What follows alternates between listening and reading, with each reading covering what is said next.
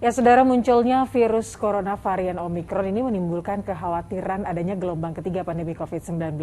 Kemudian, akankah gelombang ketiga pandemi COVID-19 ini terjadi di Indonesia dan bagaimana mencegahnya? Ya, berikut adalah dialog rekan kami David Rizal dengan epidemiolog Diki Budiman, Wamenkes Dante Saxono, dan juga ahli mikrobiologi Vera Ibrahim dalam Liputan 6 Talks. Pak Diki, kalau melihat dari Omikron ini, Pak Diki, ini dengan virus mutasi dari corona ini, apakah nanti bisa dipelajari bahwa varian Omikron ini tidak akan menyebabkan gelombang ketiga, begitu? Ini kan kemarin Delta akhirnya menimbulkan gelombang kedua. Ya, jadi gini, kalau bicara ini dua hal sebetulnya yang agak berbeda ya, tapi berkaitan ya. Karena begini, bicara potensi gelombang secara epidemiologi adalah ditentukan ada nggak kelompok yang rawan gitu, di masyarakat. Itu yang artinya apa? Yang belum punya imunitas. Kalau perhitungan saya yang kasar ya, sejauh ini ada kurang lebih 40%-an lah yang sangat bisa kita perhitungkan sebagai kelompok yang rawan. Yang artinya dia belum punya imunitas, entah karena memang belum divaksinasi, belum menjadi penyintas, atau proteksinya tadi seperti disampaikan Bu Vera menurun gitu.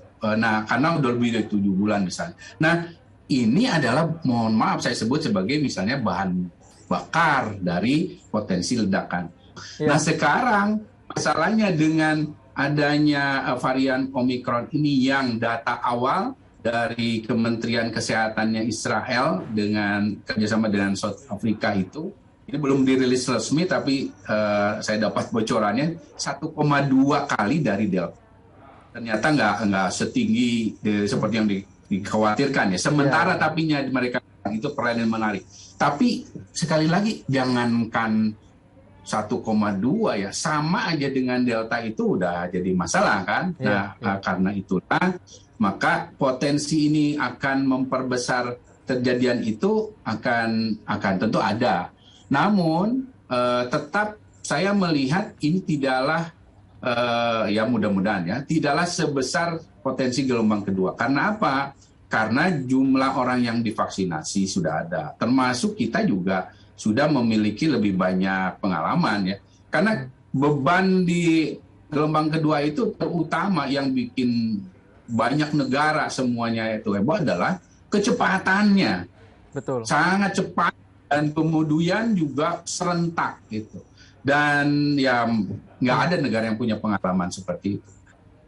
Ya, Pak Dante menanggapi dari Pak Diki tadi, kalau lihat dari pemerintah sendiri, ini apa langkah antisipasinya Pak? Apakah dengan misalnya percepatan vaksinasi agar 40% ini bisa cepat dicakup gitu dari vaksinasi kita secara nasional atau bagaimana?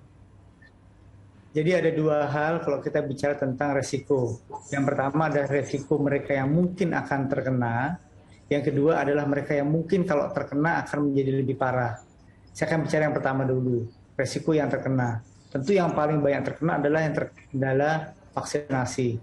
Kira-kira tadi disampaikan oleh Mas Diki bahwa 40% itu kira-kira sama dengan equal dengan jumlah mereka yang belum tervaksinasi. Tapi kalau ini menjadi imun escape, bahwa yang diimunisasi itu juga bisa tertular lagi, maka ini akan menjadi lebih besar lagi. Yeah. Tetapi kita masih belum melihat polanya di beberapa tempat, tapi kalau kira-kira 1,2 dan disampaikan oleh Mas Diki tadi, ya kira-kira 40-50% yang kemudian rentan terkena. Kemudian kita bicara yang kedua tentang kalau mereka sudah terkena, kemudian mereka akan menjadi lebih parah. Ini terutama adalah kelompok yang lansia dan komorbid. Ini harus diantisipasi. Pemerintah sudah membuat beberapa regulasi untuk pembatasan mobilisasi aktivitas fisik pada masa liburan Nataru ini.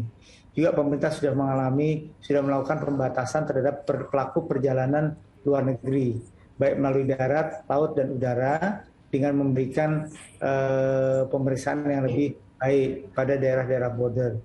Yang kedua adalah peran serta masyarakat. Tentu peran serta masyarakat ini menjadi sangat dominan sekali karena kalau kita abai, terutama menggunakan masker dan beberapa hal yang lainnya, maka ini akan lebih mudah membuat transmissibility pada kelompok populasi ini menjadi lebih cepat. Jadi kita harus berharap kemungkinan untuk melakukan kombinasi apa yang dilakukan oleh pemerintah dan peran serta masyarakat menjadi sangat penting. Meskipun diwarnai dengan banyak sekali bisa jadi varian-varian COVID-19, tapi ada juga potensi untuk pandemi ini bisa jadi endemi. Kalau Bu Vera sendiri bagaimana memprediksi 2022?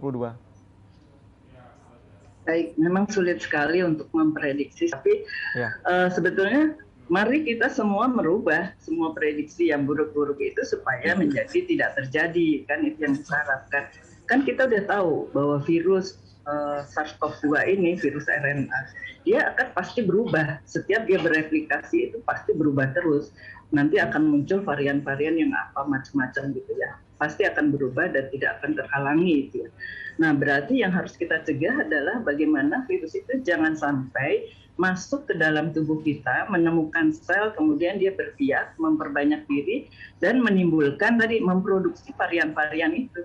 Jadi sebetulnya kelihatannya mudah kan, simple, jangan sampai terinfeksi tadi. Kita menerapkan selain vaksinasi, itu adalah prokes tadi, 5M maupun 6M, karena jangan makan bareng-bareng dan sebagainya. Kalau kita bersihkan permukaan-permukaan yang berpotensi untuk menularkan itu dengan desinfektan, itu hancur, rusak varian apapun ya. Jadi kita tahu sebetulnya bagaimana menangkal atau mencegah supaya jangan sampai terinfeksi dan timbul varian baru. Saya rasa mari semua masyarakat untuk menerapkan